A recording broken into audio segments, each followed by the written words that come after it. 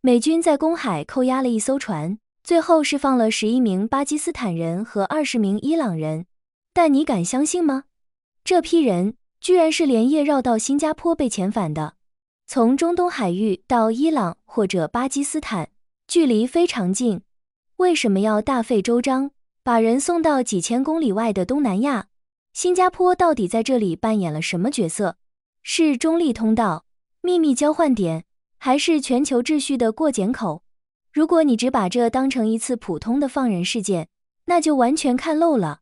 把这个动作放进当前的中东战火、公海扣押、霍尔木兹海峡封锁以及美伊对抗的完整链条里，你会发现一个残酷的真相：这不是在放人，这是一次对全球航运秩序、金融规则和情报网络的系统级操作。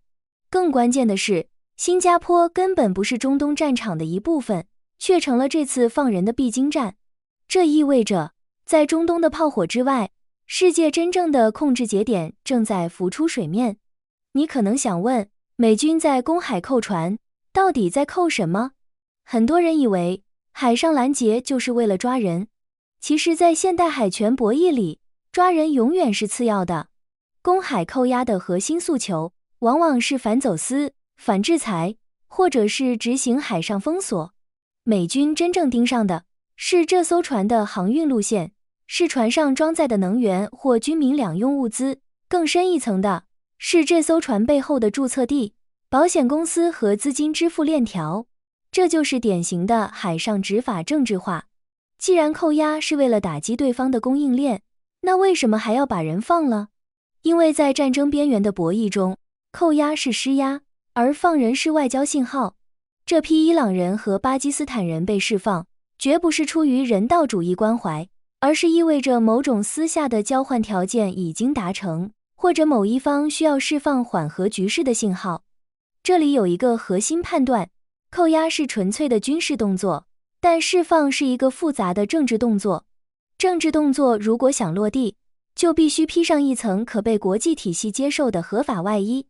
如果在公海上直接把人扔回给伊朗，不仅在政治上显得美国在退让，还可能因为误判引发二次冲突。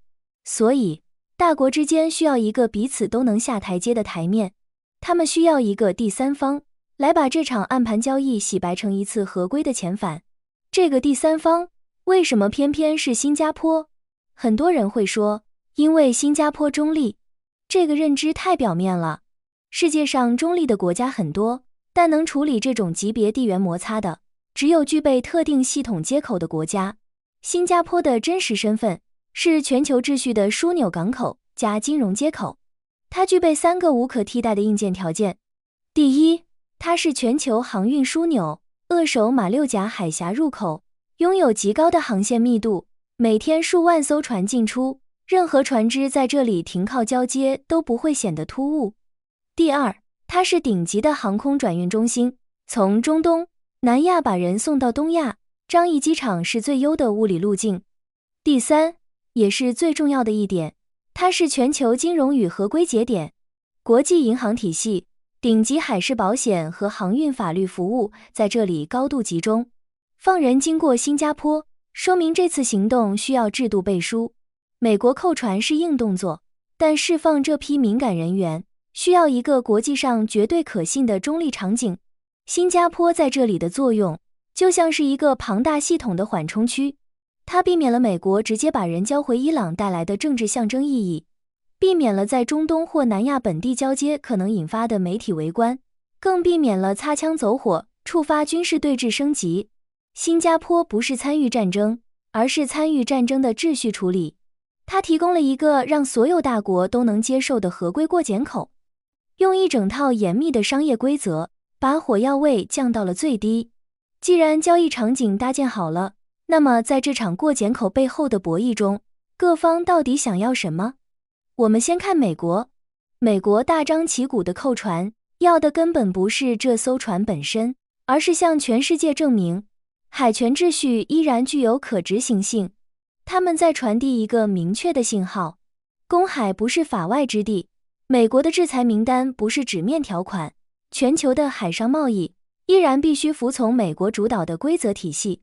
谁敢越界，就有能力随时掐断你的大动脉。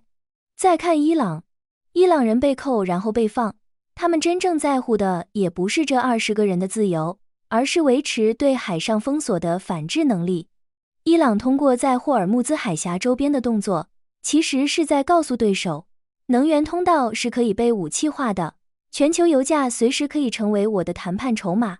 如果你扣我的船，我同样有能力让你的商船过不去。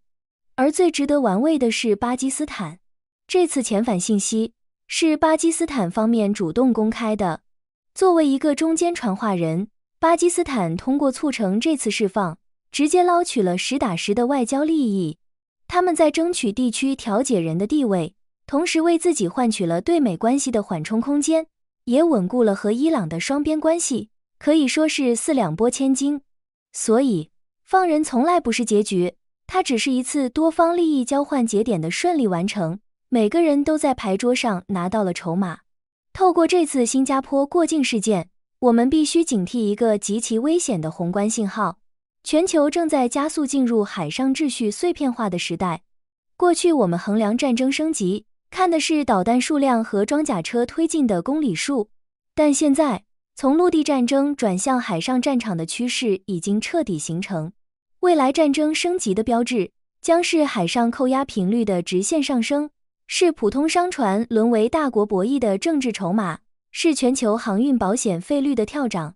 当伊朗展示出能够有效干扰霍尔木兹海峡的能力时，受影响的绝对不只是中东。亚洲的能源进口成本会立刻上升，全球通胀压力会再次输入到消费端，这甚至会直接压缩美联储降息的政策空间，最终为高昂成本买单的是普通人。而新加坡之所以越来越频繁地被卷入这类事件，正是因为它是全球贸易系统的咽喉旁路。马六甲海峡虽然不是霍尔木兹，但它是霍尔木兹冲击波的超级放大器。中东的油气运往亚洲市场，马六甲是必经之路。只要全球航运一紧张，最先做出反应的，一定是新加坡的航运与保险体系。